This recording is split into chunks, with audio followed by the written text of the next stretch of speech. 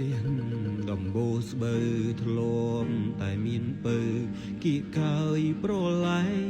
រសៀលកងភ្នំបងយំម្នាក់ឯងកណ្ដោយកណ្ដែងនឹកដល់ជីវ៉ាស្រែធ្លាប់មានស្រីតែអូនមានថ្មីតាមចិនមីដាគេជាទឹកលុយចូលភ្លើងស្នេហាពងរត់រៀមរាពីស្រីគេកូននាងធំ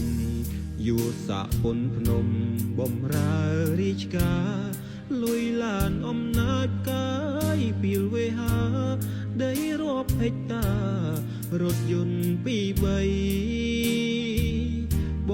ងកូននាងស្រែគ្មានខ្នោះគ្មានខ្សែមានតែរូបស្រីឥឡូវព្រាត់អូនទៅនាងដតីឆ្លើយបានទេស្រីបង